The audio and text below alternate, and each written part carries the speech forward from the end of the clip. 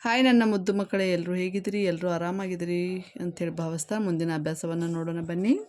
ಇಲ್ಲಿ ನೋಡ್ಬೋದು ರೀ ನೀವು, ಮುಂದಿನ ಅಭ್ಯಾಸದಲ್ಲಿ ಭಾಷಾಭ್ಯಾಸ ಅಂಥೇಳಿ ಐತಿ. ಅದೇ ರೀತಿಯಾಗಿ ಕೆಳಗಿನ ಪದಗಳನ್ನು ಸ್ವಂತ ವಾಕ್ಯಗಳಲ್ಲಿ ಬಳಸಿ ಬರೆಯಿರಿ ಅಂತ ಹೇಳ್ಯಾರು. ಇಲ್ಲಿ ನೋಡ್ಬೋದು ರೀ ನೀವು, ಮೊದಲನೇದಾಗಿ ಏನೈತಪ್ಪ ಅಂದ್ರೆ ಪ್ರಗತಿ. ಇದು ನಾವು ಸ್ವಂತ ವಾಕ್ಯದಲ್ಲಿ ಏನಂತ ಬರೀಬೇಕು? ಪ್ರಗತಿ ಅಂತ ಹೇಳಿ ಬರ್ತೀವಿ ನೋಡ್ರಿ.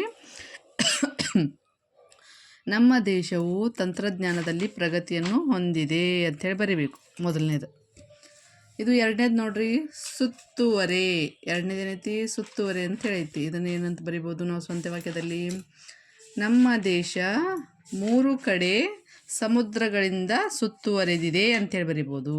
ಅದೇ ರೀತಿಯಾಗಿ ಮೂರನೇದು ಏನೈತಿ ನೋಡ್ರಿ, ಹಚ್ಚ ಹಸಿರು.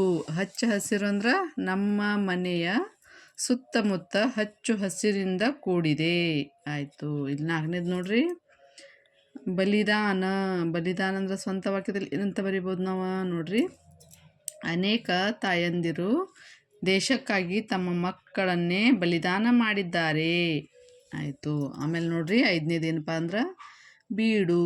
ಬೀಡು ಅಂದ್ರೆ ಕರ್ನಾಟಕವು ಹಲವಾರು ಪ್ರವಾಸಿ ತಾಣಗಳ ಬೀಡು ಅಂದ್ರೆ ಬೀಡಾಗಿದೆ ಅಂಥೇಳಿ ಏನಾಯ್ತು? ಐದನೇದು ಬೀಡು ಅಂಥೇಳಿ ಬರಿಬೋದು. ಇಲ್ಲಿ ನೋಡ್ರಿ, ಅದೇ ರೀತಿಯಾಗಿ ಮುಂದೆ ಏನಂತೇಳಿ ಇಲ್ಲಿ ನೋಡ್ರಿ ಏನೈತಪ್ಪ ಅಂದ್ರೆ, ಈ ಪದಗಳನ್ನು ಓದುತ್ತಾ ಬರೆಯಿರಿ. ಈ ಪದಗಳನ್ನು ಓದುತ್ತಾ ಬರೀಬೇಕು ನೋಡ್ರಿ. ಈ ಪದಗಳನ್ನು ಓದುತ್ತಾ ಬರೆಯಿರಿ. ಅದಕ್ಕೆ ನೋಡ್ರಿ ಏನೈತಪ್ಪ ಅಂದ್ರೆ, ಉಪಖಂಡ, ಹಿಂದೂಸ್ತಾನ್, ಸಂಕೇತ, ಘಟ್ಟ, ಸಮೃದ್ಧಿ.